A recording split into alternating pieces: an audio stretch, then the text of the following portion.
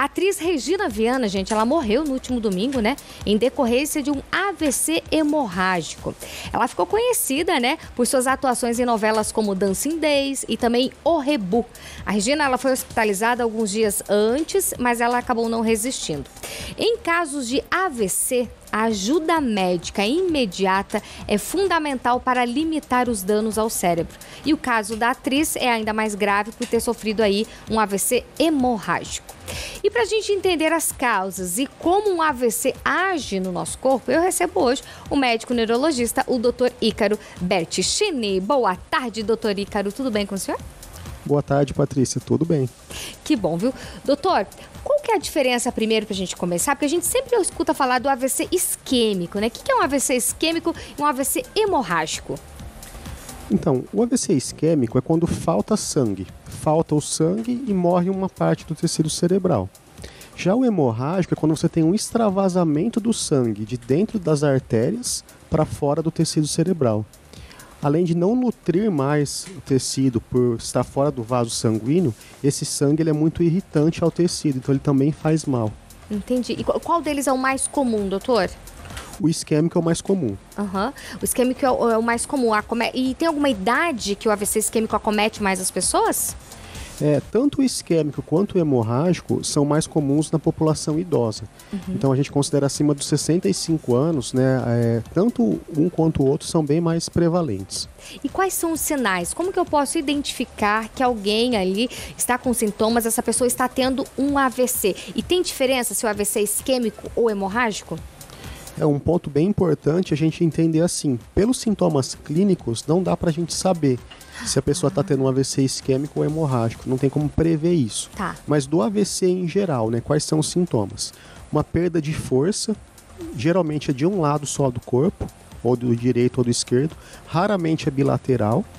Uma alteração de fala, então a fala fica mais enrolada ou não consegue falar mesmo. Alterações visuais, perder a visão de um lado, geralmente. E alterações de equilíbrio também. E você também pode ter alterações de sensibilidade somente. E quais são as causas, doutor, dos AVCs? Quando a gente fala em AVC hemorrágico, né, a principal causa dele é a hipertensão arterial sistêmica. Então, de causas adquiridas, a gente tem a hipertensão, que é a mais forte, e causas já que a gente não consegue mexer muito. Por exemplo, a idade é um fator de risco importante do AVC hemorrágico, e a questão genética. Então, algumas pessoas têm uma predisposição genética a ter o AVC hemorrágico, por enfraquecimento das artérias cerebrais. Entendi. Aí muitas pessoas, às vezes, né? Fulano teve um AVC. Aí a pessoa já pergunta, e ficou com sequela? Porque algo que é muito intimamente ligado é essa questão de AVC e sequela. Todo AVC vai deixar uma sequela, doutor? Não necessariamente. Você pode ter um AVC menor, né, em uma região menor do cérebro, que não deixa nenhuma sequela aparente. Você vai ter só uma lesão no exame. Nos primeiros 6 meses pós o AVC, você tem uma chance boa de recuperar aquele déficit que ficou. Ou seja, você perdeu a força do braço, com muito estímulo, fisioterapia, terapia ocupacional, a gente consegue tentar reverter isso aí. Após 6 meses, principalmente depois de 1 ano, é mais difícil. Então a chance de permanecer aquela sequela é maior. Isso, e quais são as principais sequelas, então, que um AVC deixa, doutor? Olha, as principais sequelas são a hemiplegia, né, que é a perda de força de um lado do corpo. A afasia, que é a alteração na voz. Então a pessoa fica com a voz não compreensível, por exemplo. Dificuldade de deglutição, que é a disfagia, dificuldade de equilíbrio, então ela pode ficar com uma instabilidade de marcha, alterações visuais, então mesmo que isso não é corrigível com o uso de óculos, por exemplo, né? E alterações cognitivas, então ela pode ficar com uma lentificação cognitiva, uma dificuldade atencional. Então, alterações de comportamento também podem ocorrer. Então, todas essas são possíveis sequelas. No caso do AVC hemorrágico, doutor, essa questão do salvamento, essa pessoa, mesmo ela tendo um AVC hemorrágico, ela pode ser salva? Ou geralmente quem tem um AVC hemorrágico não resiste e acaba falecendo? Não, quanto mais cedo é prestado socorro, mais a gente consegue intervir para que esse AVC não cause mais danos naquele tecido cerebral. Tá. Né? A maioria dos AVCs hemorrágicos não são cirúrgicos.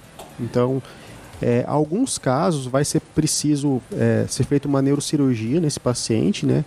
Para tirar esse sangue do tecido cerebral. Em outros, ser feita uma descompressão. É retirado metade do crânio para que não aumente mais a pressão dentro da cabeça. Isso, posteriormente, é colocado de volta. Uhum. Mas assim que identificado, já são feitas medidas, como, por exemplo, o controle da pressão arterial. Porque se a pressão continuar alta, continua havendo sangramento. Sim. Então, já dentro do ambiente hospitalar, né, de preferência de uma UTI, já é feito o controle disso. Entendi. Mas, por outro lado, a gente não pode abaixar de uma vez essa pressão. Então, existe todo um equilíbrio nisso aí. E pode acontecer, por exemplo, da pessoa ter tido um AVC, enfim, e logo na sequência ter outro AVC, enfim, assim, doutor, ou não? Geralmente o AVC é uma vez só e demora para ter outro. Como que funciona? Assim, a pessoa que tem um AVC, se ela não fizer um tratamento, uma investigação da causa, ela invariavelmente vai ter outro. Né? Então, assim, é muito comum acontecer isso. Às vezes a pessoa tem um AVC, fica com uma sequela muito pequena, ela não procura ajuda. Uhum. Ela acha que está tudo bem. A minha mão ficou um pouco fraca só. Só que ela esqueceu que daí 1 semana, 2 semanas, 1 mês que for, ela tem um risco muito alto de ter um outro AVC. E é um AVC mais grave. Uhum. Né? Assim que ela procura o médico, a gente faz toda uma investigação da causa do AVC, para poder intervir na causa. Entendi. E tem como prevenir o AVC, doutor? Tem algumas medidas que as pessoas podem tomar, assim, nesse sentido de prevenir o AVC, tanto isquêmico quanto hemorrágico? Com certeza, né? A gente controla os fatores de risco que a gente fala, né? Então, a pressão arterial sistêmica, né? A gente controla com medicamentos para pressão. A dislipidemia, né? Que é o colesterol alto, também a gente controla ele. Cessar o tabagismo, né, o uso de cigarros, que é muito prejudicial, aumenta muito o risco do AVC, tanto isquêmico quanto hemorrágico, bebida alcoólica, obesidade, sedentarismo. Né, alguns medicamentos também podem predispor, então, dependendo, a gente tem que mudar esses medicamentos. Controle do diabetes também, então, a gente faz todo o controle dos fatores de risco. Entendido. Perfeito, doutor Ícaro. Muitíssimo obrigada pela presença aqui no nosso Vitrine Revista. Passa seu Instagram, que eu sei que tem bastante conteúdo lá também. Se alguém quiser acessar, meu Instagram é @neurologista-doutor-Ícaro. Tem bastante informações lá. E se quiser mandar no direct, a gente está sempre respondendo também. Perfeito. Obrigada, doutor, mais uma vez e até uma próxima. Eu que agradeço.